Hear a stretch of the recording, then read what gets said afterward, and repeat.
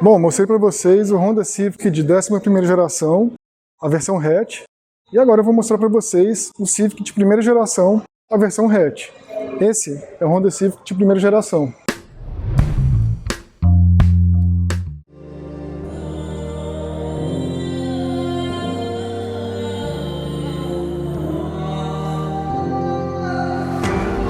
Como vocês podem perceber, o Honda Civic de primeira geração é bem menor do que o Civic que nós temos hoje em dia. As medidas dele são tão compactas, tão pequenas, que hoje ele seria menor do que um Fiat 500, um Fiat 500. E é engraçado quando a gente para pensar que hoje o Civic é um sedã médio, pelo menos no Brasil, aqui nos Estados Unidos ele é considerado sedã compacto, mas olha as medidas e as proporções do primeiro Honda Civic, o Honda Civic de primeira geração. É um carro muito pequeno e muito baixo. Olha a minha altura em relação ao carro, eu tenho 1,83 m, eu consigo abraçar a cabine de uma ponta a outra. Chega a impressionar o tamanho diminuto desse Civic comparado ao Honda Fit ao seu lado. O Civic de primeira geração surgiu em 1972 e foi o primeiro grande sucesso da Honda mundo afora. Nos Estados Unidos, o Civic de primeira geração começou a ser vendido em 1973. E esse modelo que eu estou mostrando aqui hoje foi fabricado em 1976, de acordo com a nota fiscal original desse carro. E segundo essa mesma nota, o carro custou 3.349 dólares, que em 2022 daria um valor corrigido de 17.203 dólares. Ainda assim, mais barato do que um Civic 2022 de entrada. A primeira coisa que chama a atenção aqui na frente é esse para-choque encorpado. Esse para-choque é exclusivo da versão norte-americana do Civic, que em outros mercados conta com uma peça menor e mais discreta. Os para-choques mais robustos são necessários por causa de uma lei federal americana dos anos 70, que exigia que a lataria dos carros resistissem a danos de impactos frontais a 5 milhas por hora e 2,5 milhas por hora a impactos traseiros. Essa lei de 1972 gerou alguns monstrinhos exclusivos para o mercado norte-americano, como por exemplo essa Lamborghini Countach, mas isso é um assunto para outro vídeo. Voltando ao Civic, enquanto na versão japonesa as luzes de direção estão integradas ao para-choque, nessa versão americana essas luzes estão integradas à carroceria, logo à frente da grade frontal.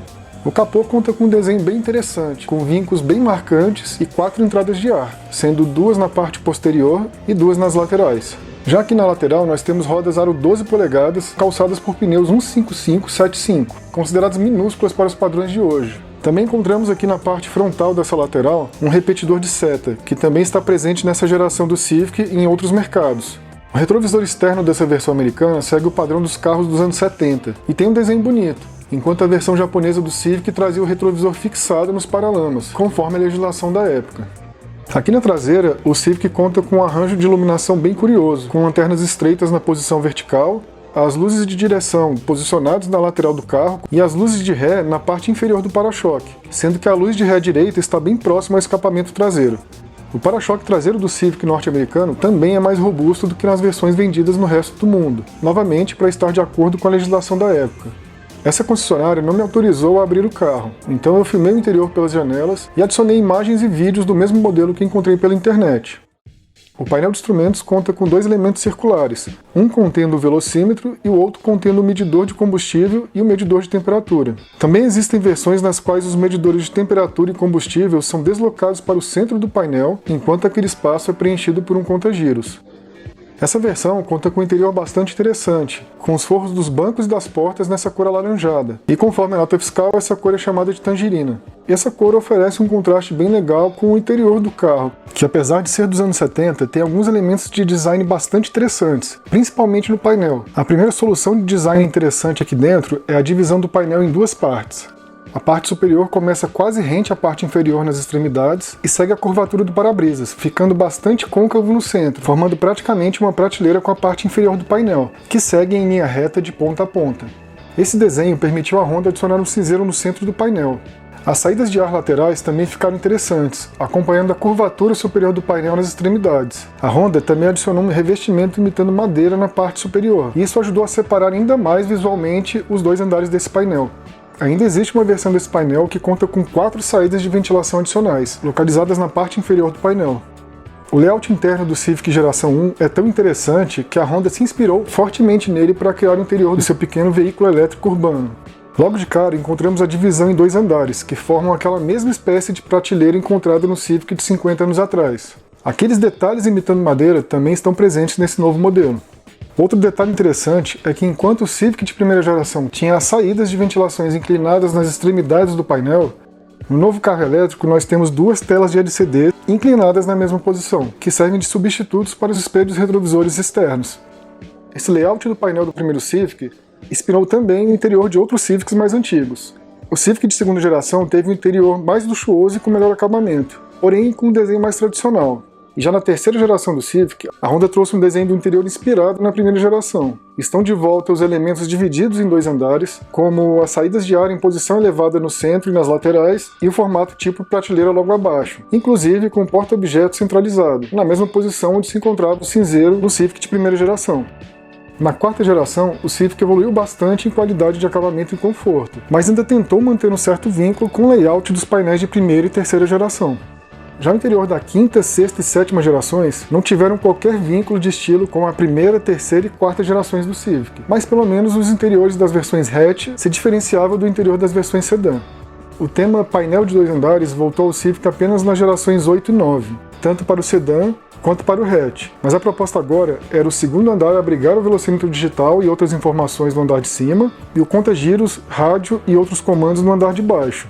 A Honda acabou voltando para o interior de um andar nas gerações 10 e 11, o que eu acho uma pena. Mas apesar disso, o interior da 10ª geração ainda traz um desenho bastante moderno. O mesmo eu não posso dizer da 11ª geração, que na minha humilde opinião ficou bastante sem graça. Voltando ao interior do Civic de primeira geração, com um entre-eixos de apenas 2,20 m, o espaço traseiro é quase inexistente. Fica até difícil imaginar que algum ser humano de qualquer estatura ficaria bem acomodado ali. O porta-malas com 215 litros de capacidade não é tão ruim, dado o tamanho desse carro. O motor 1.5 do Civic americano entregava apenas 53 cavalos de potência, mas era o suficiente para movimentar o carro, que pesava apenas 625 kg. Esse motor, chamado de CVCC, estreou em 1975 e era extremamente moderno para a época, pois a combustão era controlada por um vórtice composto, que criava uma combinação de mistura rica próxima à vela de ignição e uma mistura pobre no cilindro, para permitir um funcionamento estável, mas com a combustão completa do combustível, reduzindo as emissões de monóxido de carbono e hidrocarbonetos. Esse método permite que o motor queime menos combustível, com mais eficiência e sem o uso de uma válvula de recirculação de gases de escape ou catalisador. Esse motor foi o primeiro a atender às rígidas normas de emissões da Califórnia implantadas naquele período. Infelizmente, nós tivemos apenas as gerações 5 e 6 do Civic hatch no Brasil, e deixamos passar as belíssimas gerações 8, 9 e 10 desse tipo de carroceria. Até o Civic G11, o qual eu não achei muito bonito, fica muito mais interessante na versão hatch do que na versão sedã. Eu também avaliei o Civic hatch de 11ª geração e vou deixar o link para esse vídeo aqui na descrição. E com esse vídeo, eu deixo aqui minha homenagem aos 50 anos do Honda Civic, um dos maiores sucessos da indústria automotiva mundial. E agora eu queria saber a opinião de vocês, meus amigos. O que vocês acharam desse Civic de primeira geração?